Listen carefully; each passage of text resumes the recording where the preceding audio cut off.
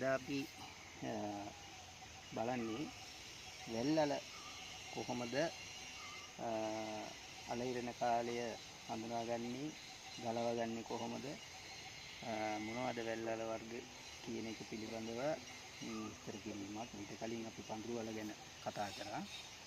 දැන් මෙතන අපි මේ රාජල ප්‍රභේදයක් නේ. රාජල වර්ග කීපයක් තියෙනවා. ඒකෙන් එක වර්ගයක් තමයි මේ ලොකු දැවැන්ත මුලක් කොටයක් වගේ හැදෙන රාජල වර්ගයක්. මේකත් තව වර්ග තියෙනවා. තව දම්පාට බෝල හැඩති ඒකත් රාජල. මේත් එක රාජල වර්ගයක්. ඇතැම් අය මේකට කහටංගල කියලා කියනවා. නමුත් මේක කහටංගල නෙමෙයි. මේක රාජල ප්‍රභේදයක්. කහටංගල වල මේ යෙටිය කොටස සම්පූර්ණයෙන්ම කහටම ගැටිය ආහාරයට ගන්න අමාරුයි. නමුත් මේක එහෙම නෑ. ටිකක් කහට ගැටිය තියෙනවා. නමුත් ඒක අයින් කරලා අපිට ආහාරයට ගන්න උනත් පුළුවන්. දැන් අපි මේ රාජල වැල ගිය මාර්තු වල ඉඳපුවා. ඒකට දැන් වැල සම්පූර්ණයෙන්ම මැරිලා ගිහිල්ලා අලේ අපිට දැන් ගලවා ගන්න සුදුසු අවස්ථාව. ඒකට වාර්ෂික භෝගයක් වැල්වල කියන්නේ. අවුරුද්දට එක සැරේයි වගා කරන්න පුළුවන්. ඒකට ගිය මාර්තු ඉඳපු රාජල වැල දැන් හොඳින් වර්ධනය වෙලා නොවැම්බර් දෙසැම්බර් ජනවාරි කාල වෙනකොට කොළ හැලිලා ගිහිල්ලා වැල මැරිලා උඩ කොඩොල් හැදෙනවා. කොඩොල් ගැටිලා ඒවත් පැලවෙන්න යනවා. දැන් කොඩොලුත් එකතු කරලා තිනවා. ඒකට දැන් මේ වලාපි අඩි දෙකේ ප්‍රමාණයේ වලක් යටත් අඩි දෙකකට ගැඹුරට හාරලා තමයි මේක ඉන්දුවේ. ඒකට මේක ඉන්දනකොට සම්පූර්ණයෙන්ම යටට හොඳට දි รา පත් වූ කොළ රොඩු කනකොළ දි รา පත් වෙච්ච ඒවා දාලා දි รา පත් වුණු පසු හියුමස් පස් එක කවලම් කරලා ඒ වල සම්පූර්ණයෙන් වහලා මතු පිටට නැවත කොම්පෝස්ට් එකතු කරලා තමයි මේ ග්‍රෑම් 250ක විතර බරින් යුක්ත මේ රාජල ඉහෙටිය කොටසක් අපි මෙතන හිටවෙන්නේ.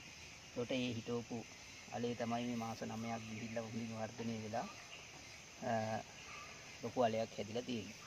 ඒකට වැල්වල ගලවා ගන්න කාලය වෙන්නේ දෙසැම්බර් අවසානයේ ජනවාරි පෙබරවාරි දෙසැම්බර් අවසන් වෙනකොට අපිට පුළුවන් මේ අස්වැන්න ගන්න ඕන. දැන් මේ අපි ජනවාරි මාසේ තමයි දැන් මේ අස්වැන්න ගන්න සූදානම් වෙන අවස්ථාව. ඒකට හොඳට වල ඉඩ තියලා මේක හාර ගන්න ඕනේ. හේතුව මේක ළඟ ළඟම ආයුධ වලින් උදළු වලින් ආරන්ට කොටන්න ගියොත් දැන් මේ අලයට හානි වෙනවා. ඒ නිසා වටේට ඉඩ තියලා හොඳින් ඉඩ අරගෙන හාරගෙන ප්‍රවේශමින් අලේ මුල මෙහෙම සුද්ධ කරන්න ඕනි. මොකද හානි වෙන්න නැතුව පොත්තට හානි වුණොත් වැල්වල ඉක්මනින්ම මේ නරක් වෙනවා.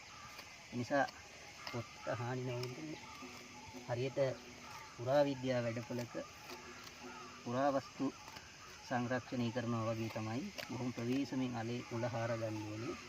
වැල්වල හැරීමත් එක්තරා ආකාරයක දැහන්ගත වීමක් භාවනාවක් වගේ වැඩක්. හදිස්සි වෙන්න බෑ. පියවරෙන් පියවර යන්න ඕනි.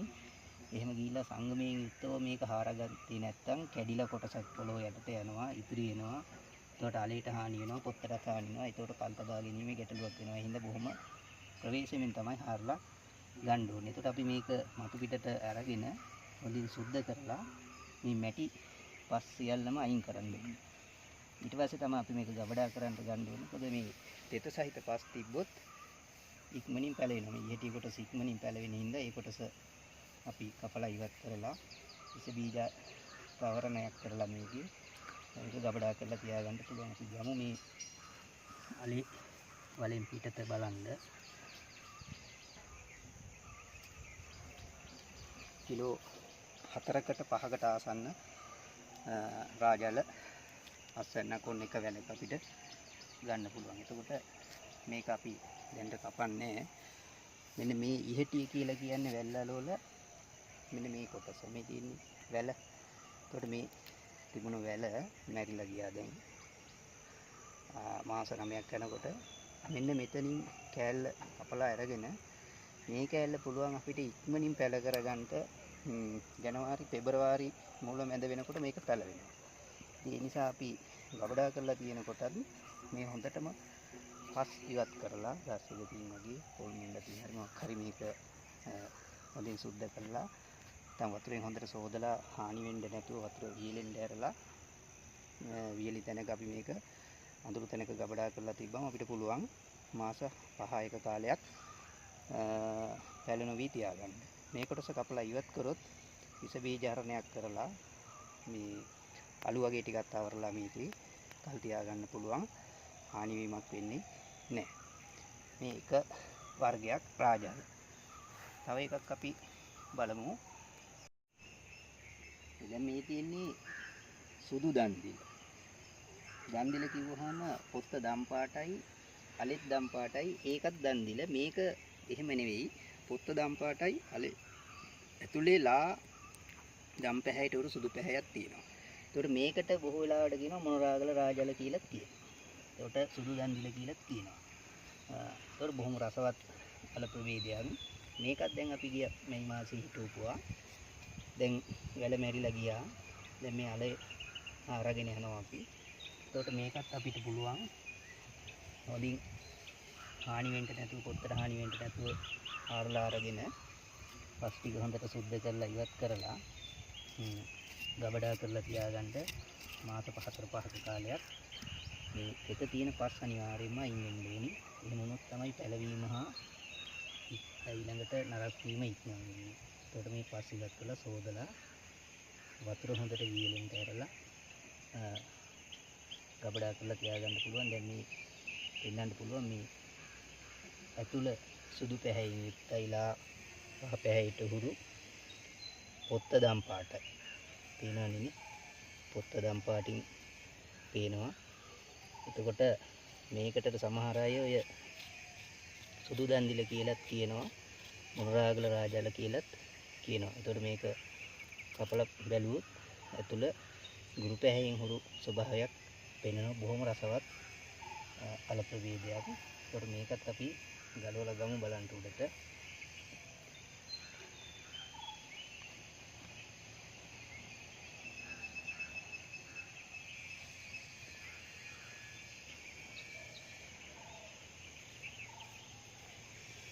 සුදු දන්දිල වල විශේෂත්වය තමයි රාජාල රවුම්කට ලොකුවට දිගට හැදෙනවා. හැබැයි සුදු දන්දිල එක පැතලි ස්වභාවයෙන් විහිදිලා යනවා. පිටියක් බැඳලා වගේ gadol හිටෙනවා වගේ. ඒකට මේක ටික හාරනකොට ප්‍රවේශයෙන් හාර ගන්න ඕනේ. මොකද අඬු හතර වටේට යනවා.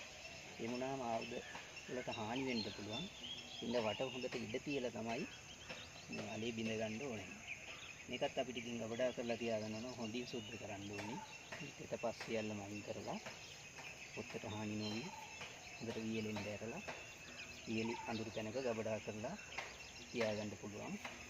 මාස 3-4-5ක කාලයක් හානි නොවි.